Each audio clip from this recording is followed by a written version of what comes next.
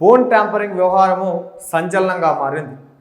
ఒక వ్యక్తి యొక్క స్వేచ్ఛకు విఘాతం కల్పించే విధంగా, వ్యక్తి యొక్క మనుగడకు, తన యొక్క భవిష్యత్తుకు మరి వాళ్ళ విఘాతం కల్పించే విధంగా తెలంగాణ రాష్ట్రంలో ఆనాటి అధికార బీఆర్ఎస్ పార్టీ అన్ని శాఖల ముఖ్య అధికారులను అడ్డం పెట్టుకొని, ముఖ్యంగా పోలీస్ డిపార్ట్మెంట్లో పనిచేసేటువంటి కేసీఆర్ యొక్క కులపొలను వాళ్ళను తీసుకొచ్చి వివిధ శాఖల్లో కీలకమైనటువంటి పాత్రల్లో వాళ్ళను ఉంచి ఇవాళ ఆనాడు తెలంగాణ రాష్ట్రంలో ఆనాటి ప్రభుత్వం మీద, కేసీఆర్ మీద పోరాటం చేస్తున్నటువంటి, ప్రశ్నిస్తున్నటువంటి లేదా ప్రజల యొక్క హక్కుల కోసం మరి అనేక రకాలుగా ఉద్యమాలు చేస్తున్నటువంటి ప్రతిపక్ష నాయకుల యొక్క ఫోన్లను, ముఖ్యంగా ఇవాళ తెలంగాణ రాష్ట్రంలో అనేక మంది సినీ ఇండస్ట్రీలో ఉన్నటువంటి అనేక మంది సినీ తారల యొక్క ఫోన్లను, అంతేకాకుండా తెలంగాణ రాష్ట్రంలో ఉన్నటువంటి టాప్ మోస్ట్ మరి వాళ్ళ రియల్టర్స్ యొక్క ఫోన్లను కూడా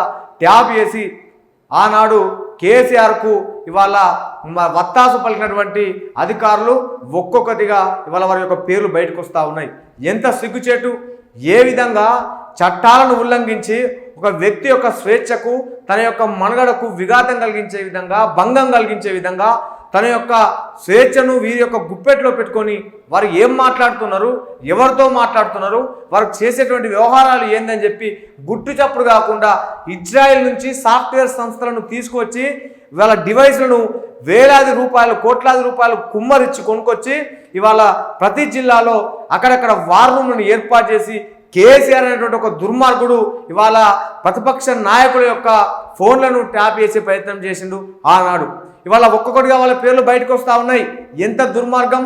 ఇవాళ నేను అడుగుతా ఉన్నా, ఆనాటి ముఖ్యమంత్రి కె చంద్రశేఖరరావు గారు, ముఖ్యమైన మంత్రి అయినటువంటి కేటీఆర్, హరీష్ రావు, సంతోష్ రావుల యొక్క హస్తం లేనిది, ప్రమేయం లేనిది, వారి యొక్క ప్రోద్బలం లేనిది ఇవాళ స్పెషల్ ఇంటెలిజెన్స్ బ్రాంచ్లో పనిచేసేటువంటి అధికారులు ఫోన్ ట్యాంపరింగ్ చేసి ఉన్నారని నేను అడుగుతా ఉన్నా.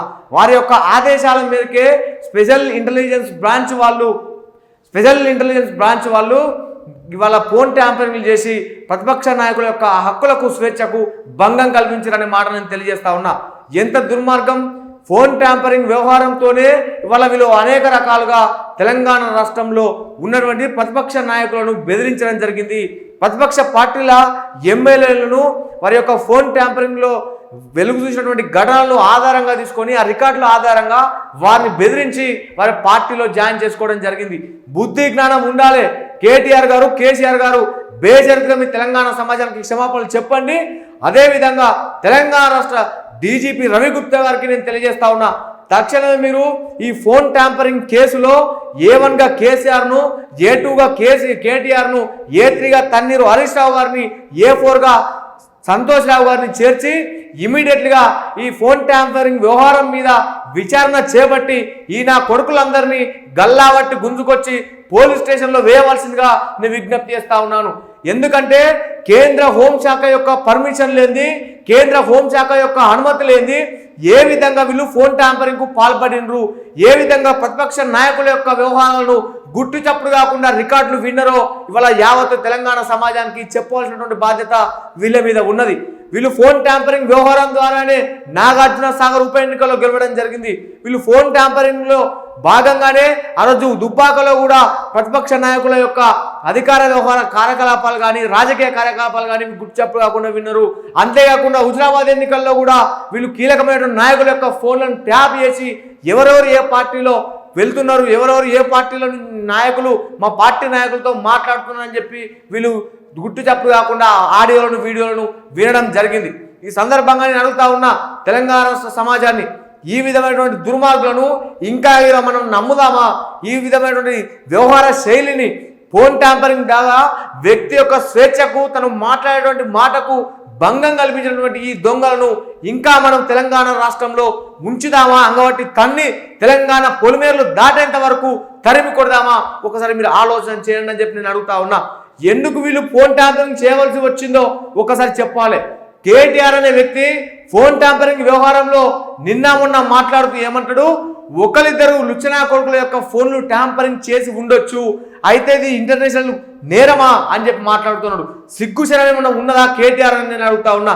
నువ్వు ఎవడు అప్పసొమ్మని తెలంగాణ సొమ్మును ఇవాళ ఇజ్రాయెల్కు చెందినటువంటి సాఫ్ట్వేర్ కంపెనీలకు చెల్లించి అక్కడ డివైజ్లను సాఫ్ట్వేర్లను కొనుగోలు చేసి తీసుకొచ్చి ఇవాళ మీ ఫామ్ హౌస్లో పెట్టుకొని వార్ రూమ్ ద్వారా ఫోన్ ట్యాంపరింగ్ చేసినవు.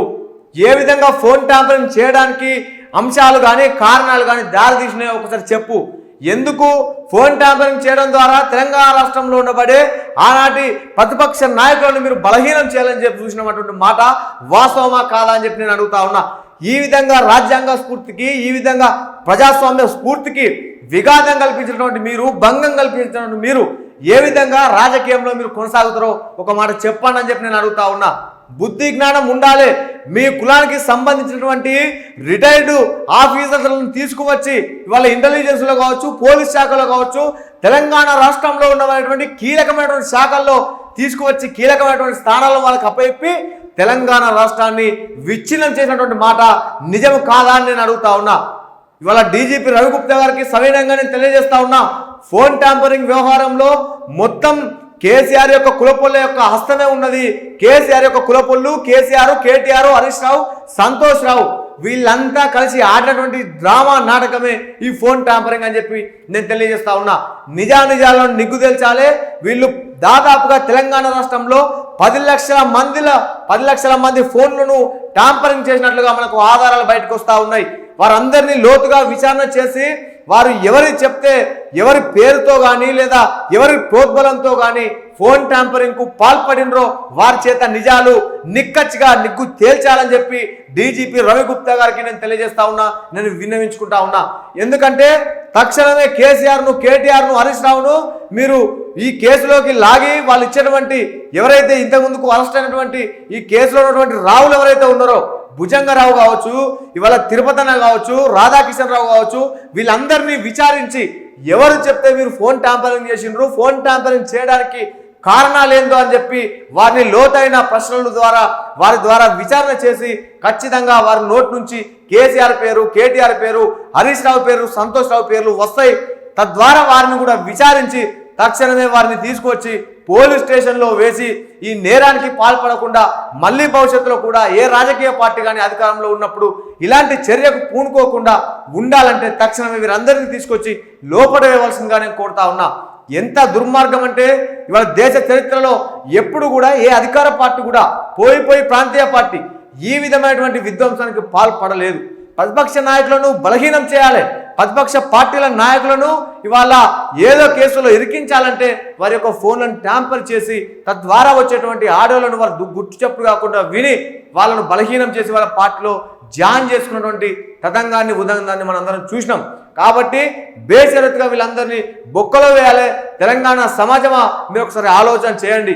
ఇట్లా వీళ్ళు ఎంతో మంది సినీ తారల యొక్క కాపురాల్లో, పచ్చని కాపురాల్లో కూడా వీళ్ళు మన్ను పోసి ఇవాళ నిప్పులు పోసి వాళ్ళ యొక్క విడాకులకు కానీ వారి యొక్క విడిపోవటకు కానీ కారణమైన మాట నేను తెలియజేస్తా ఉన్నా. అంతేకాకుండా ఇవాళ భయానకమైనటువంటి నిజాలు ఫోన్ ట్యాంపరింగ్ కేసులో బయటకు వస్తూ ఉన్నాయి. కేటీఆర్ అనేటువంటి ఇక దుర్మార్గుడు సినీ తారల ఫోన్లను కూడా గుట్టుచాపుడు కాకుండా వారు ఎవరెవరితో మాట్లాడుతున్నారో ఆ రికార్డులు విని తద్వారా వారిని బ్లాక్మెయిల్ చేసి వారిని చెరబట్టుకొని లోపరుచుకొని వారితో అసాంఘిక కార్యకలాపాలకు పాల్పడ్డాడనేటువంటి మాట కూడా బయటకు వస్తూ ఉన్నది.